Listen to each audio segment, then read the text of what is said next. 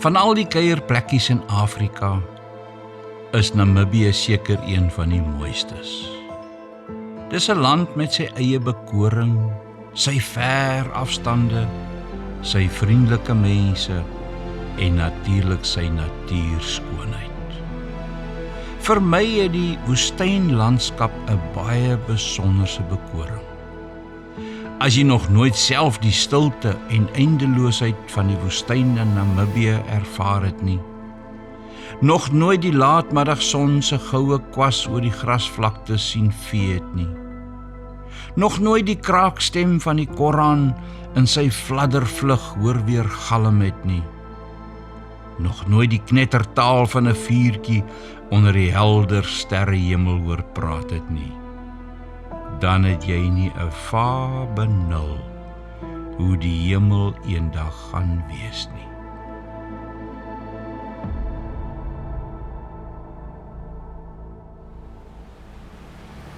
Toe petrol nog goedkoop was, besluit ek en my vrou een universiteitsvakansie, ons gaan 'n slag weer onder in die suide van Namibië kuier, waarvan 'n groot gedeelte natuurlik uit woestynlandskap bestaan.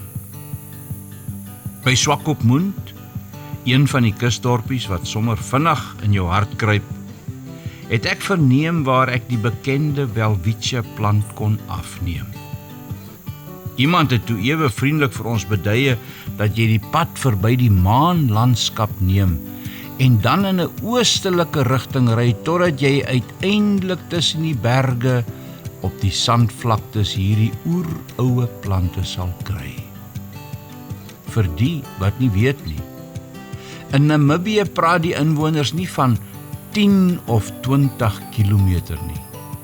Hulle praat van so 'n eentjie in die rigting. Dan moet jy maar weet, jy gaan ry tot die son laag lê.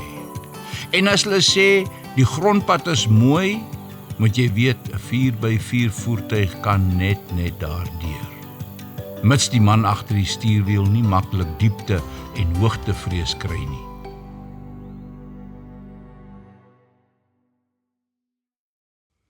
Ek was opgewonde oor die vooruitsig om welwitschas te fotografeer. Maar Kiewit was ietwat skepties. Want sy het haar man al leer ken as een wat lief is om 'n veldpad te vat. Partymal met katastrofiese gevolge. Soms kan vreemde paadjies tog wel vir groot opwinding sorg, want die mense bly mos maar 'n swerwer. En daarbey is party van ons nog nuuskierig ook. Vroegmiddag is ons toe daar weg. Op die landkaart was daar nie juis noemenswaardige aanduidings van so 'n pad nie, maar dit was 'n taamlike breë grondpad en nie te erg singplaat nie. Die Namibiërs sou natuurlik van 'n groot pad praat. Die maanlandskap was iets besonders om te sien, met sy groot klipplate en 'n aardige geografiese landstreek. Ek het opgelet dat hoe verder ons ry, hoe smaller word die pad, totdat dit naderhand 'n 2-spoor paadjie was. En hoe smaller die paadjie geword het, hoe stiller het Kiewit geraak. Dit het ook nie profetiese insigte geverg om te weet wat aan die kom was nie. My man, is jy seker jy is op die regte pad? Dit lyk dan vir my na 'n doodlooppad hierdie. Dink jy nie ons moet maar liewer omdraai nie?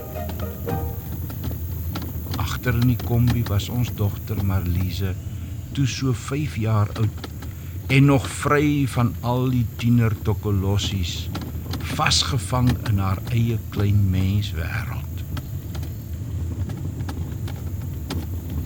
Laat die agtermiddag kom ons toe tussen die berge met die wye sandvlaktes en waaigras. Dit was onbeskryflik mooi, maar nêrens was daar 'n welwitschia in sig nie. My vrou het kort van die Dorsland trekkers, die onverantwoordelikheid van mans en 'n von Hersten wat Grammadula koors kry, melding gemaak.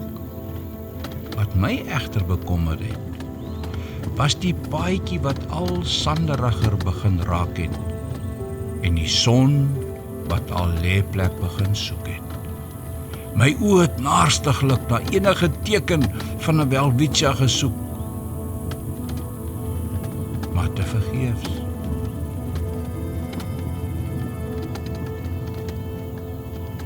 Miskien moet ons maar omdraai, het 'n stemmetjie vir my gefluister. Kiwi raak bang, en net nou is dit donker. Julle het al so ver gekom, om nou om te draai sal baie dom wees, het die ander stemmetjie gefluister. 'n Bergklimmer wat 10 tree van Everest se kruin af is, draai nie sommer net om, buitendien. Kiwi is al lank al bang, en of jy nou omdraai of nie, dit gaan in elk geval net nou donker wees. Ja, sê die ander stemmetjie, dis waar. Maar 'n bergklimmer op Everest weet waarheen hy klim, en boonop sit sy vrou nie op sy hakke nie. Hier gaan jy forever rest, as jy nie nou omdraai nie. My oë het bly soek oor die sandvlaktes met die waaigras, wat plek kniehoogte gestaan het. Hulle dan gesê die goed is hier. Toe sien ek skielik die hoë dubbele grensstraat en die groot hekke wat dwars oor ons paadjie staan. 'n Draad beteken net een ding. Daar moet binne 'n omtrek van minstens 100 kilometer 'n opstel wees. Ek het al uitgeklim om die hekke oop te maak, maar toe tot my ontsteltenis gesien dat 'n dik ketting met 2 yslike slotte om die hekke gedraai en aan die dik paal vas is. Van daardie soort op die televisie wat dinamiet nie eens kan stukkend skiet nie. Skielik het 'n digte wolklaag Everest se kruin verberg. Ek was op Moedverloor vlakte, 'n doodlooppad, 'n pad na nêrens. Daar voor die hoë hek het Job se ashoop mismoedigheid my beet gepak, terwyl die son vinnig nader aan sy lêplek gekruip het. En ek het weer aan Job se woorde gedink. Hy het my pad versper. Ek kan nie verder nie. Hy het die donker laat toesak oor my pad. Job 19 vers 8.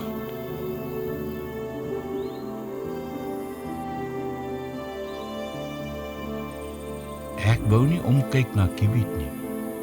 Ek het daar by die hek gestaan en my oë laat gly oor die berge wat in skakerings van pink en blou teen die horison soos rotse opgestapel gestaan het.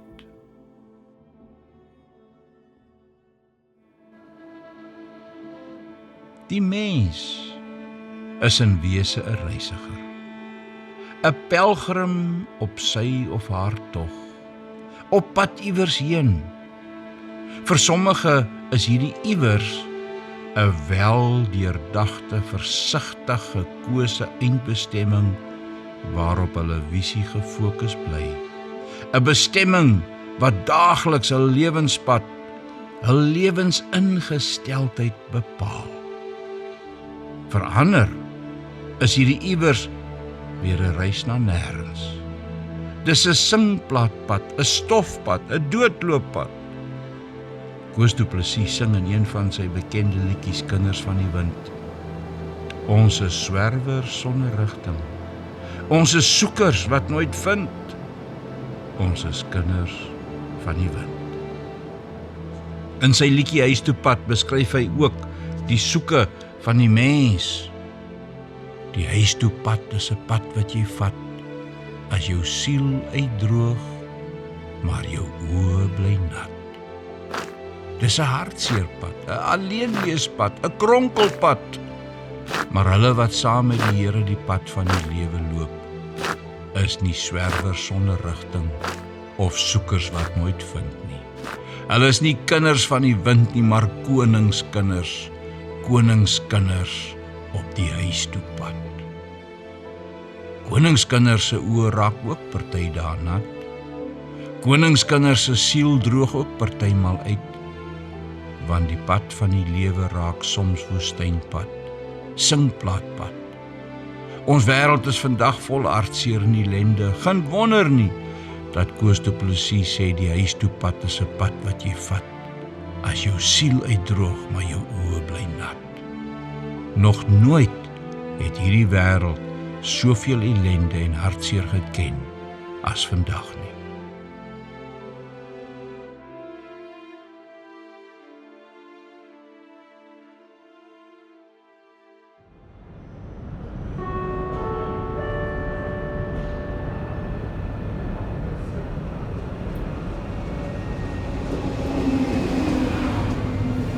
Die lewe loop nie meer teen 'n slakkepas soos 'n donkiekar iewers op 'n bosveldpaadjie nie.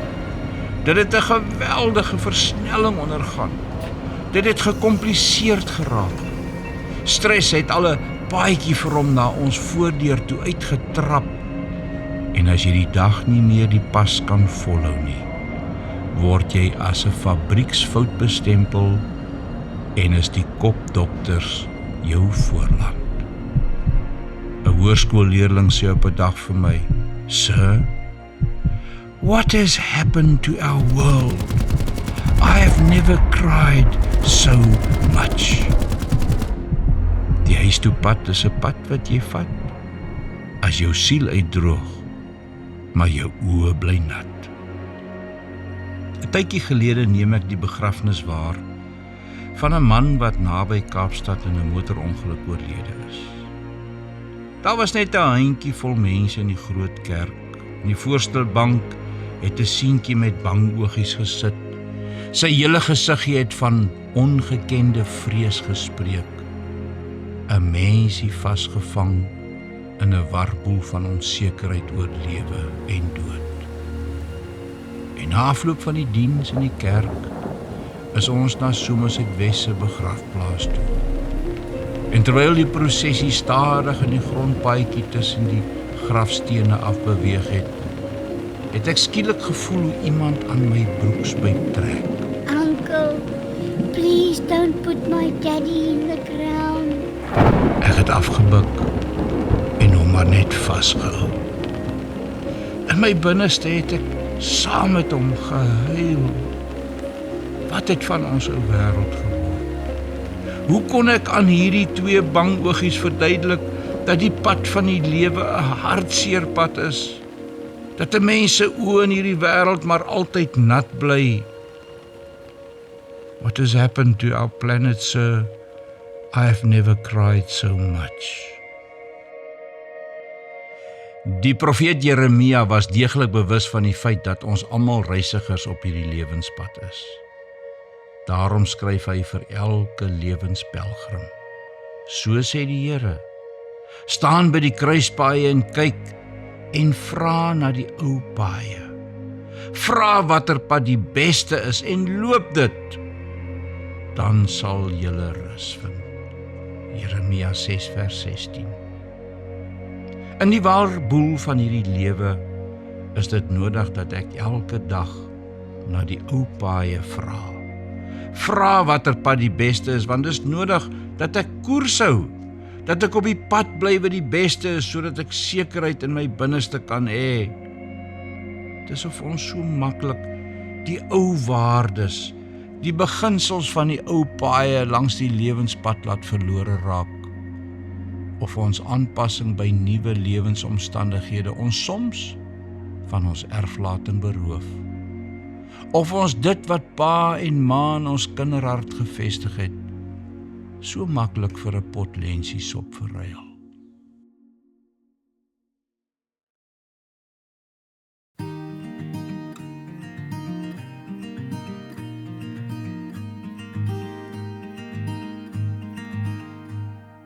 Ek praat nie van ons kerklidmaatskap nie.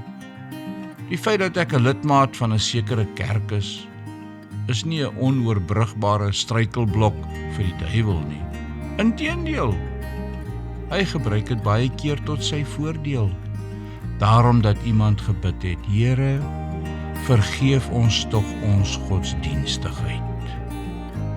Wat belangrik is my koersingesteldheid. En daarom gee Salomo vir ons goeie raad, wanneer hy in Spreuke 4 vers 25 tot 27 sê, hou jou oë op die pad vorentoe, kyk reg voor jou uit, baken jou koers af, dan sal jy seker wees van elke tree.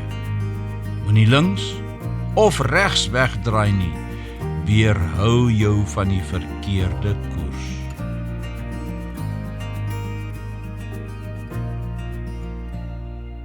Dit is so dat die regte pad, die pad van die lewe, soms vir ons na 'n doodlooppad lyk. Ons sien struikelblokke op ons lewenspad wat onoorbrugbaar lyk. Soms raak die pad sanderig en smal en begin ons twyfel, en op 'n dag staan daar nog dubbelhekke geketting en geslot oor ons lewenspad en die stemmetjie fluister, ek het jou mos gesê, jy's op die verkeerde pad. Jy wou nie luister nie. Dan begin ons twyfel. As ons angstig om ons begin rondkyk, sien ons ook nie 'n welwitja in sig nie. Vir sommige van ons gebeur dit wanneer ons lewensson al aan die ondergang is, en voor ons nog behoorlik tot verhaal kan kom, staan ons op moedverloorse vlakte voor geslote hekke.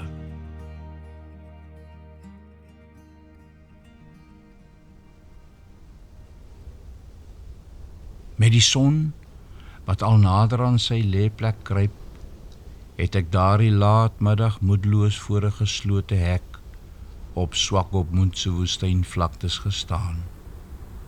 Ek het soveel verwagtings gekoester. Ek het al in my geestesoog gesien hoe die welwitjas in die laatmiddagson staan, maar om my was daar net 'n barre woestynlandskap en duine waaisand. In die motor het ek my vrou sien wag. Nie meer lank nie, dan sou dit donker wees. En ons het voor geslote hekke op die pad na nêrens gesit met 'n klein kind wat versorg moes word. Met die smal tweespoor sandpaadjie was daar ook nie kans vir omdraai nie. Jy sou in die rooi sand vasval. Ek het my oë oor die vlaktes laat gly. Nêrens was 'n welwitja in sig nie. Uit pure radeloosheid het ek aan die groot slotte gevat en seker gemaak dat hulle wel gesluit was. Dit kom daarvan as jy gedurig op vreemde paaie wil afdraai en aankarring, het ek met myself gepraat. Dis tyd dat jy 'n slag na jou vrou luister, swerwer sonder rigting, soeker wat nooit vind. Moedeloos het ek opgekyk. En toe gewaar my oog 'n stukkie tou wat langs die paal afhang. Aan die punt van die tou was 2 sleutels. Ek het eers gedink ek sien gesigte, soos die Dorslandtrekkers. Ek het my oë geknip en soos 'n ongelowige Thomas weer gekyk en toe gevoel. Miskien moes ek eers seker maak voor ek opgewonde raak. Ek het die eerste sleutel in die slot gedruk en gedraai. Die oopspringgeluid het soos hemelse musiek geklink. Die tweede sleutel het soos 'n simfonie geklink. Ek kon my opgewondenheid skaars beheer toe ek die groot hekke oopstoot. In die motor het my vrou se gesig alles vertel.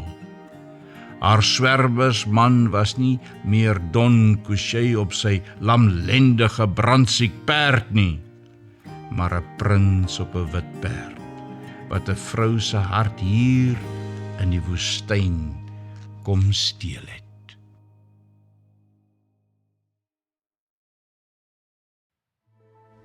Skaars 'n kilometer van die hek af, het die welwitja so stil reus op die rooi sand gelê. Die laaste sonstrale het met goue vingers aan hulle seekatarms geraak. My hande het liggies van opgewondenheid gebewe, terwyl ek deur die kameralens 'n skoonheid waargeneem het, waarvan baie mense nog net gedroom het.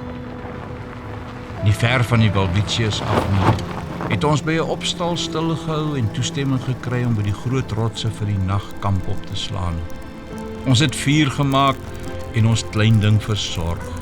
Daardie nag het ons in die kombi gelê en luister hoe die woestynwind buite in die donker huil, maar in ons binneste was daar 'n ongekende vreugde, 'n sielerus waarvan party mense net kan droom. Die pad wat vir ons na 'n doodlooppad gelyk het, was inderdaad die regte pad. As lewensreisigers twyfel ons soms of ons werklik op die regte pad is. Soms moet ons eers by die kruispaaie van die lewe gaan stil staan, voordat ons uiteindelik by die wilwitjies van ons Edentuiste kom. Word die pad soms baie smal, gaan ons begin twyfel, gaan die berge om ons al kante af insluit, gaan daar groot hekke met kettinge en slotte op ons lewenspad staan.